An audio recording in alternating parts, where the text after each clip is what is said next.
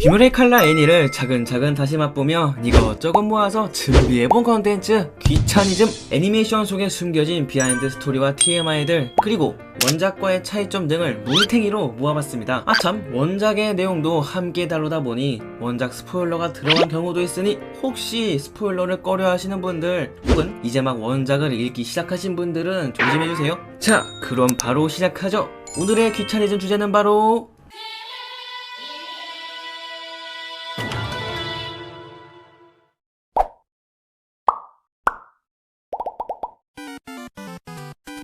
이 애니메이션의 시작은 북극곰 한 마리가 콜라를 시원하게 조져버릴 것만 같은 눈 내리는 설산에서 시작됩니다. 자, 귀멸의 칼날 감독 소토자키 하루오시는 이 설산의 묘사를 위해서 눈이 적당히 쌓인 겨울 시점에 토치기 현에 여러 설산을 직접 찾아다녔다고 하는데요. 추운 설산을 탄지로 빙의한 것 마냥 돌아다니며 애니메이션 원화 구도에 참고가 될 만한 사진을 한가득 찍으셨다고 합니다. 하루오시는 온몸이 얼어붙을 것처럼 추웠고 오후 5시만 돼도 캄캄해지니 무척이나 가혹했다고 경험담을 남겼죠. 야, 이런 노력들이 있었기에 이 작품이 이렇게 큰 흥행을 했구나. 일본 역대 흥행 1위 감독 자리 축하드립니다.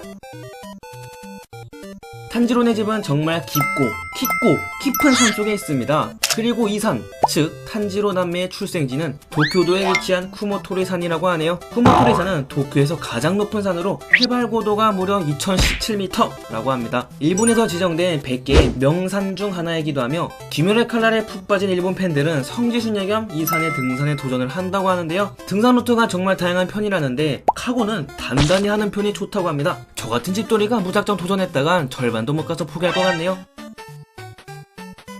오늘도 숯을 팔러 가려는 장남 탄지로, 그런 탄지로를 따라가겠다는 귀여운 동생들. 탄지로의 어머니는 오늘은 짐수레를 끌고 가지 않아 위에 탈 수도 없단다 라며 아이들을 말리죠. 그리고 우리의 카프터블은 이 작은 언급 하나를 놓치지 않고 귀멸의 칼라 엔딩 씬에 탄지로가 끄는 짐수레에 올라탄 동생들의 모습을 그려 넣었습니다. 만약 이날 짐수레를 끌고 갔다면 동생들은 살았겠죠. 자신과 함께 가려는 동생들을 탄지로는 맛있는 거 사올게, 그리고 책 읽어줄게 등 따스한 미소와 말로 진정시킵니다. 이는 애니에서 추가된 오리지널 씬으로 탄지로의 따스한 성격과 그가 가족을 얼마나 챙기는지를 훌륭히 드러냈습니다.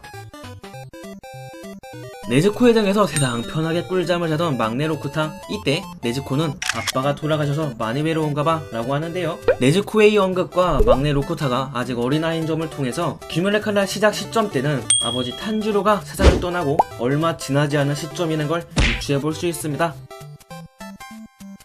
이후 숯을 팔기 위해 열심히 하산하는 탄지로는 행복이 무너져 내릴 땐 언제나 피냄새가 난다 라는 독백을 남깁니다. 탄지로야, 도대체 왜 그런 플래그를 세운 거니? 무튼 이는 곧 닥쳐올 비극에 대한 암시기도 하지만 사실 탄지로는 자신의 할머니가 돌아가실 때도 아버지가 돌아가셨을 때도 피냄새를 통해 가장 먼저 그 사실을 발견한 적이 있기에 이에서 비롯된 독백이죠. 마을에서 내려온 탄지로를 마을 사람들은 오이오이 아주 반갑게 맞이해줍니다. 카마도가는 마을에서 떨어진 먼 산에 살고 있었지만 훌륭한 인품 덕분에 마을 사람들로부터 많은 사랑을 받았다네요. 탄지로 가족이 어려울 때면 항상 누군가가 도움을 줬다고 하며 탄지로를 반기는 그들의 태도가 마을 사람들과 카마도가의 관계를 보여줍니다. 그릇을 깬 범인으로 몰렸다는 소년의 부탁으로 탄지로는 냄새를 맡아 고양이가 범인인 거 알아챕니다. 이렇게 탄지로는 완전 개코 아니, 후각이 남들보다 뛰어나다는 것이 초반부터 강조됐는데 이 엄청난 후각은 인간뿐만 아니라 무려 야생동물의 생각도 알아차릴 정도라고 하네요. 야, 이렇게 되면 온갖 동물과 친해져서 동물 파라다이스 만드는 거 아냐? 생각을 할 수 있지만 탄지로가 동물의 생각을 알아도 동물은 탄지로의 생각을 알 길이 없기에 무작정 친해지는 거 힘들답니다.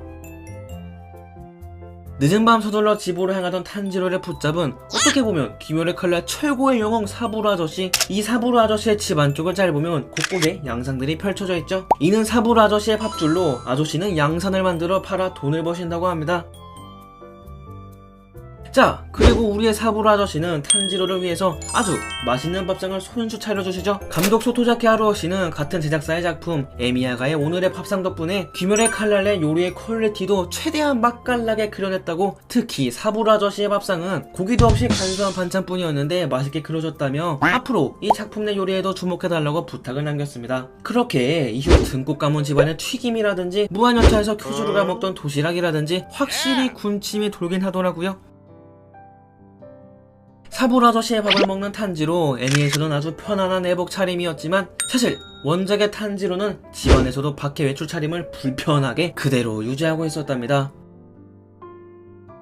사부로 아저씨의 오니 이야기를 그저 한 귀로 듣고 한 귀로 흘리려던 탄지로는 한순간 할머니도 비슷한 이야기를 해줬었던 걸 떠올리죠. 원작에서는 검정 화면의 독백으로 연출되어 할머니의 모습이 등장하지 않았지만 애니에서는 할머니와 탄지로의 화기애애한 모습을 오리지널로 추가했습니다. 가족의 살해당한 비극의 현장에서 숨이 붙어있는 네즈코를 안고 서둘러 병원으로 향하던 탄지로, 이때 탄지로는 잠에서 깬 곰의 습격을 받은 것인가? 라며 곰 언급을 꺼냅니다. 탄지로가 곰 언급을 꺼낼 수밖에 없던 이유가 있다는 사실. 아버지 탄지로가 병사로 세상을 떠나기 10일 전 카마들가가 사는 산의 옆산에서 곰이 사람을 해치는 일이 발생했던 것이죠. 또한 탄지로는 마지막으로 아들에게 가르침을 주기 위해서 직접 탄지로와 함께 거대한 식인곰 앞에 향했습니다. 이렇게 곰에 의한 살인사건을 전해 듣고 곰을 직접 목격을 했던 탄지로였기에 곰 언급이 나온 것이었죠. 자, 오니로 변한 네즈코를 막으려던 탄지로, 그리고 남매야 앞에 나타난 기살대의 기후. 이때 기후는 이렇게 말합니다. 상처 부위에 오니의 피가 묻어 오니가 된 거다. 오니는 그런 식으로 술을 흘리지. 이 말은 반은 맞고 반은 틀린 말인데, 상처 부위나 몸 안에 피를 주입해 오니를 만들 수 있는 건 오로지 시초의 오니 무잔뿐이기 때문이죠. 무잔의 휘하에 있는 12개월 동안 자신의 피를 이용해 오니를 만들 수는 있지만 이는 무잔의 허가가 필요한 모양입니다. 제발 여동생만은 살려달라며 빌고 떠미는 탄지로, 이에 기호는 생소의 오타꾼을 탈리주게 하지 마라! 라는 명대사와 함께 탄지로를 거침없는 페트 폭력으로 두드려 패기 시작을 하죠. 그리고 애니를 좀 보신 분이나 원작을 보신 분이라면 모두 눈치채셨을 겁니다. 기우의 이 팩폭신은 작중에서 보게 되면 기우가 화를 내는 장면 중 하나인데다가 작중에서 기우가 가장 말을 많이 한 장면이죠. 실제로 기우는 첫 등장 이후로 말 없는 동안 동료들에게 미움받는 외톨이 이미지가 자리잡게 되었죠. 작가도 이를 인지해서인지 이후로 기우의 띠란 모습을 자주 그려내는 걸 볼 수 있습니다.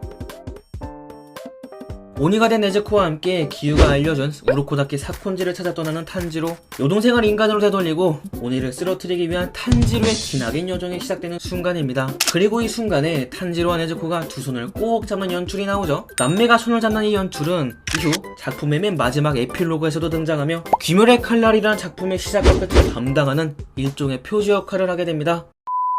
오늘 영상은 여기까지입니다. 개인적으로 저도 코로나 시국이 끝난 뒤 일본 여행을 가게 된다면 쿠모토리산 등산 성지순례에 한번 꼭 도전을 해보고 싶네요. 저와 함께 등산 가실 분을 모집합니다. 아 참, 구독과 좋아요 잊지 않으셨죠? 항상 감사합니다. 빠이.